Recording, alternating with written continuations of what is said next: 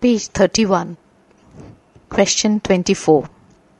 Banco is a case of incomplete characterization. Do you agree? Give reasons for your answer. Answer. As a contrast to Macbeth, Banco impresses the readers as honest and honorable. While Macbeth yields to temptation, Banco fights it and overcomes it. Banco is a free, open and honest nature, while Macbeth is a dissembler.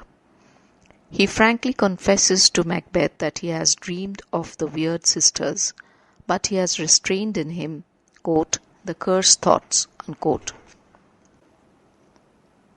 But he had restrained in him, quote, the cursed thoughts, unquote.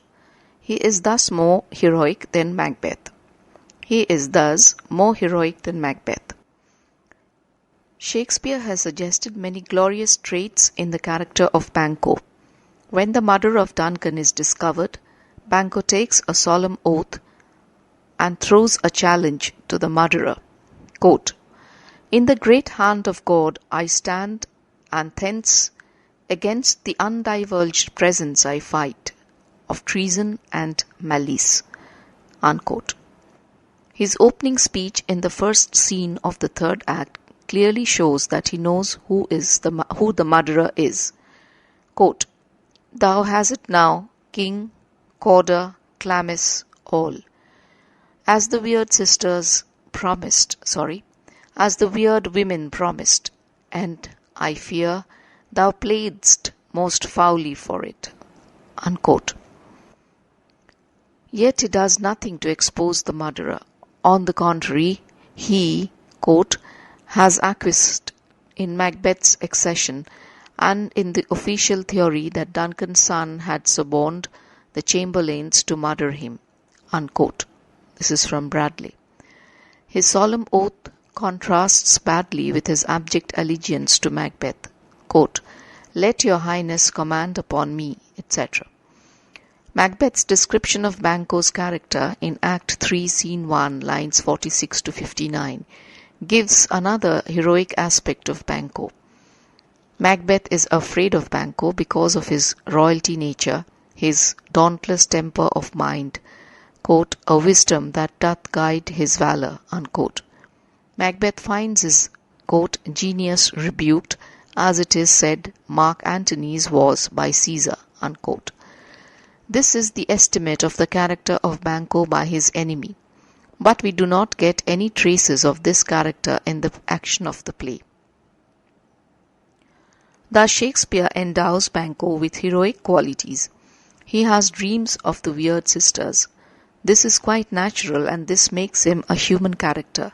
He takes a solemn oath before all present that he will expose the murder of Duncan, but he does nothing of the sort, although he knows that Macbeth, quote, has played foully for it, unquote. He accepts Macbeth as a king and offers him his ungrudging loyalty.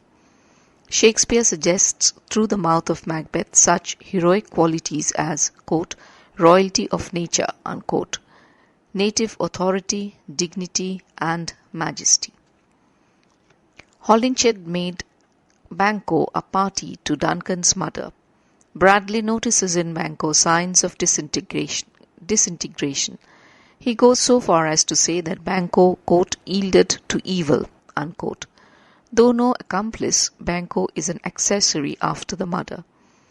Grierson, however, examines the whole question and finds it impossible to accept Bradley's view. Banco accepts Macbeth as a king because, quote, in the case of a political crime, it has never been considered a citizen's duty to resist the fait accompli to the extent of imperiling his life and citizenship. Ellipsis. Loyalty like that of Macduff and Victor Hugo is heroic. Banco is not a hero. Ellipsis. It is difficult to believe that Shakespeare intended to represent the ancestor of James as yielding to evil. Unquote. However, it has to be admitted that Shakespeare does not execute in the play his full conception of Banquo. He has suggested many traits in Banquo but has not carried them out in the action of the play. The Banquo of Macbeth's idea does not square with our idea of Banquo. What may be the reason of it? The fact of James I claiming descent from Banquo makes it imperative for Shakespeare to glorify Banquo and glorify him above Macbeth. This explains why he had conceived of a glorious Banquo.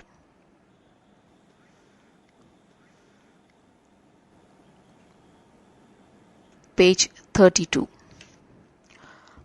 But he cannot execute this conception for the interest of the drama. That would make Banquo the hero of the play. This explains why Banquo is left an incomplete character. It is a dramatic defect which is, however, lost sight of by the impressiveness and grandeur of the characters like Macbeth and Lady Macbeth and the glorious poetry of the play. Question 25. Can Banquo be justly described as the truest victim of the witches? Give reasons for your answer. Answer. Bradley describes Banquo as the truest victim of the witches. The witches predicted that Macbeth would become the Thane of Glamis, the Thane of Cawdor, and the King of Scotland.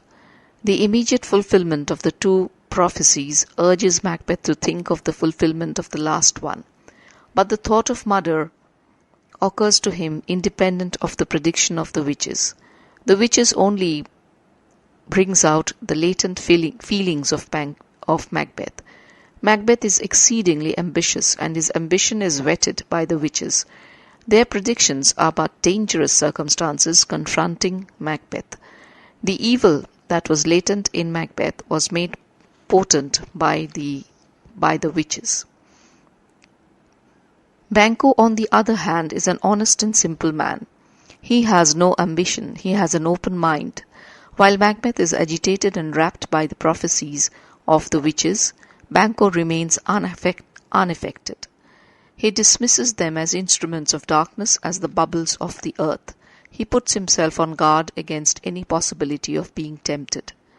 Quote, "Oftentimes, to win us to our harm, the instruments of darkness tell us truths, win us with honest trifles to betrays in deeper consequence."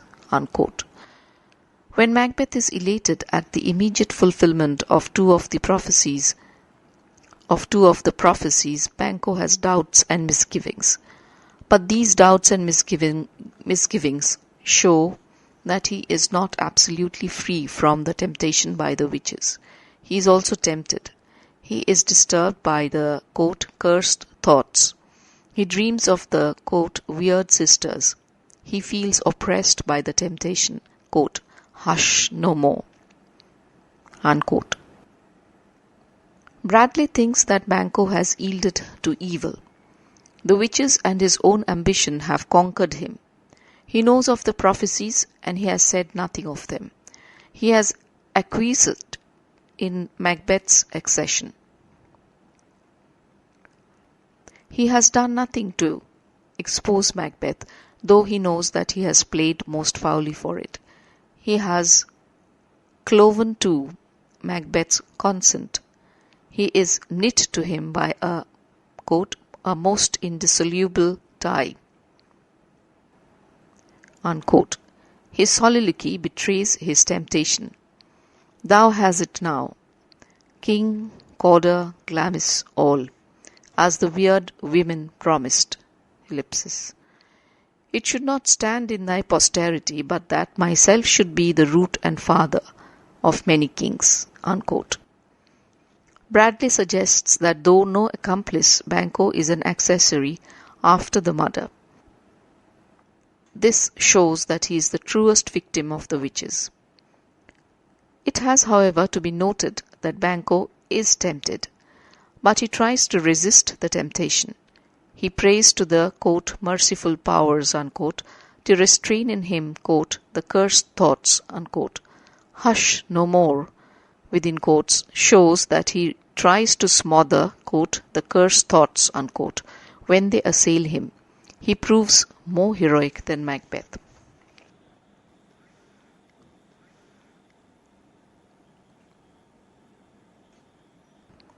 Page 33. Question 26. Attempt an analysis of Macduff's character and show how his importance in the play grows towards the end. Answer. Macduff is the instrument of Nemesis in the play. He is comparatively obscure in the earlier scenes of the play. He comes into limelight in the discovery scene, Act 2, Scene 3. It is he who discovers the murder of Duncan and announces the terrible news. His intensely emotional nature is revealed by the way he gives out the dismal news. O horror, horror, horror! Tongue, not heart, cannot conceive nor name thee. Unquote. Confusion now hath made his masterpiece. Unquote. It is his emotional nature that distinguishes him from other characters.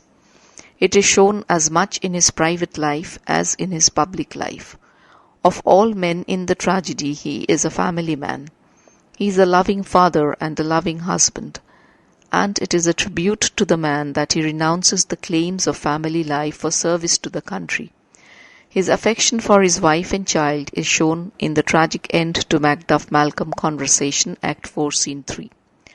When he is informed of the brutal slaughter of his family, he says, quote, "My children too? And I must be from thence. My wife killed too? All my pretty chickens and their dam at one fell swoop." Unquote. He does not give loud and exuberant utterances to his grief, but his utterances are a testimony to his heartfelt grief at the cruel slaughter of his family. He also inspires affection in his wife and children. When his wife reproaches him with lack of love, it comes from injured affection. Her true feelings for him appear in her spirited reply to the murderer's question, "Where is your husband?" Quote, she says, "I hope in no place so unsanctified where such as thou mayst find him." Unquote. His son also admires and loves him. To the murderer's remark that Macduff is a traitor, the boy gives an angry reply, quote, "Thou lies, thou shag-haired villain." Unquote. This little phase of Macduff's family life introduces a sweet and affectionate domestic life, which contrasts with Macbeth's life, which is marked by the absence of domestic peace and sweetness. Husband and wife have drifted apart. This is a spiritual separation between the two. Besides the loss of Macduff's family ties, the shock of his bereavement provides Macduff with the appropriate motive for his vengeance on Macbeth. It urges him to assume the role of the instrument of Nemesis. Quote, "If thou best slain and with no stroke of mine, my wife and children's ghosts will haunt me still." Unquote. Percival rightly observes that Macduff's emotional nature, quote, "shows itself in public life also and contrasts him to Banquo." Unquote. He cannot accept the usurpation of the throne as an accomplished fact, like Ross, Lennox, or even Banquo. He does not attend the coronation of Macbeth at Scone. Instead, he goes to seek the help of the English king in his bid to install the rightful heir on the throne of Scotland. His loyalty, his sincerity, his noble zeal are very much in evidence in his conference with Malcolm. Percival draws the contrast between Macduff and Banquo. Quote, "Like him, he is loyal, but his loyalty is emotional. It is towards the Lord's anointed, while Banquo's is rational. It is towards the head of the state as a human institution." Unquote. Banquo's loyalty is conventional and ordinary. Macduff's loyalty is emotional and heroic. Macduff's loyalty is to Duncan, or to the rightful heir. Banquo's loyalty is to the King of Scotland. Macduff plays the role of the instrument of Nemesis. He heads the resistance to Macbeth. He flies to England and seeks the help of English king for organizing a campaign against Macbeth. From the first he suspects Macbeth of the crime.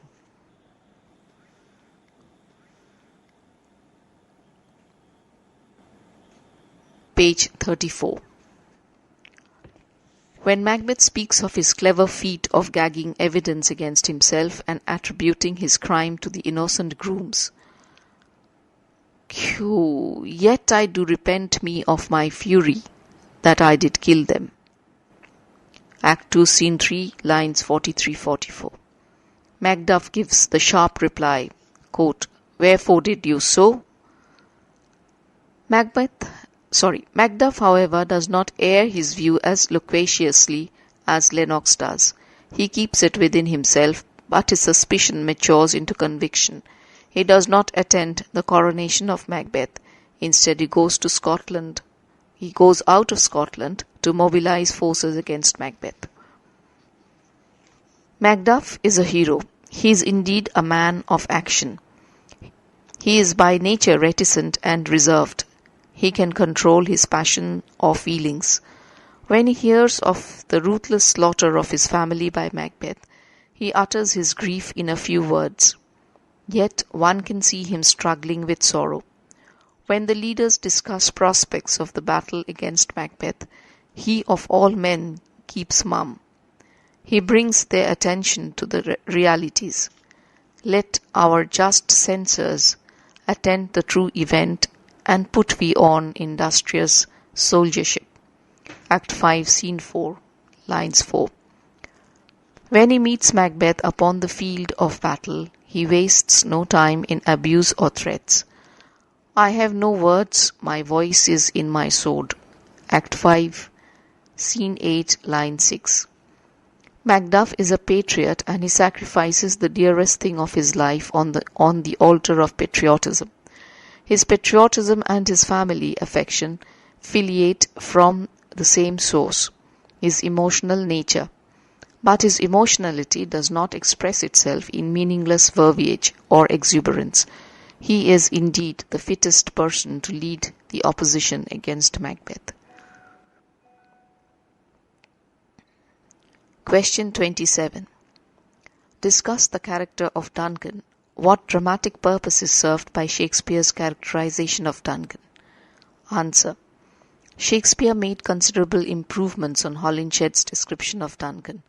Holinshed's estimate of Duncan is expressed in the following remark, quote, The beginning of Duncan's reign was very quiet and peaceable, without any notable trouble. But after it was perceived how negligent he was punishing offenders, many misruled persons took occasion thereof to trouble the peace and quiet state of the Commonwealth. Unquote. Shakespeare makes Duncan noble and honest in order to increase the effect of Macbeth's crime and to intensify the tragic irony. His part in the play is very small, yet is sharply realized. He leaves a vivid impression on the readers. We cannot agree with Tilliard, who says, quote, Shakespeare has consciously refused to allow Duncan to become an individual. Unquote. Macbeth gives his estimate of Duncan's character as he considers the pros and cons of the murder.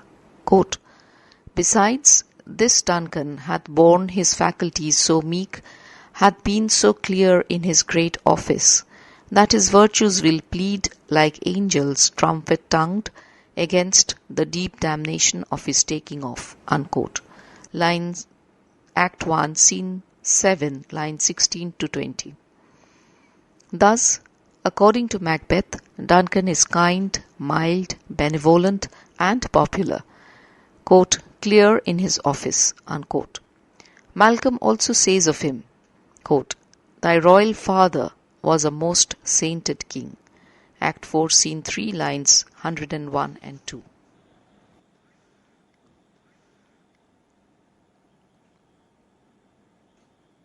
Page 35. This impression about Duncan is substantiated by what Duncan says and does.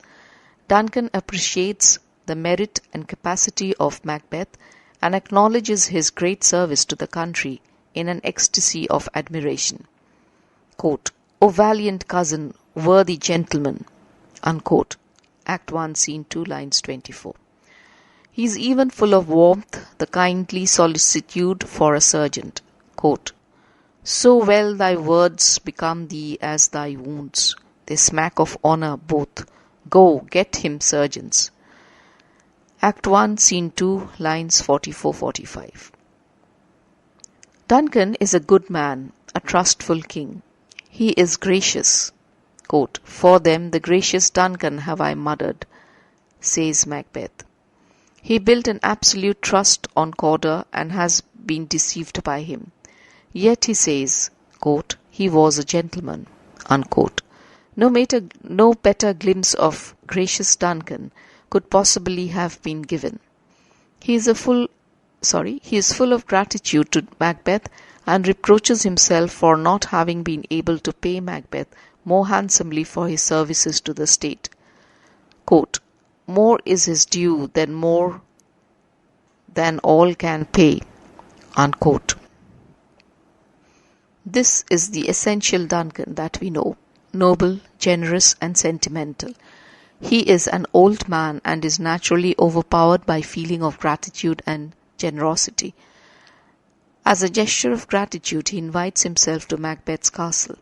Thus, he invites himself unconsciously to his own disaster. His trustfulness is his fatal flaw. He builds an absolute trust on Calder, and he is deceived. He chooses Macbeth and Lady Macbeth as fit persons to trust and brings about his doom. He is full of warmth and cordiality for Macbeth and Lady Macbeth. Quote, "See, our honoured hostess," unquote. He expresses his sincere love for Macbeth. Quote, "We love him highly and shall continue our graces towards him," unquote.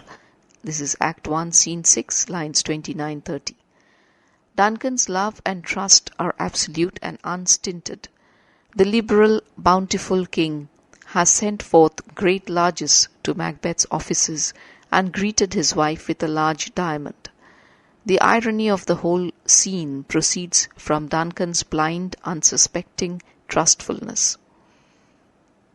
Duncan has been painted in angelic terms in order to emphasize the enormity of Macbeth's crime. Yet it must be admitted that Duncan is portrayed in general terms. He is, quote, "a good king, benevolent monarch. His particular characteristics are carefully kept from us. There is little for us to love or attach our imaginations to. We know almost no details about him, and we have no personal interest in him. So human sympathies are not aroused at his murder, and we are more interested in the murderer than in the murder."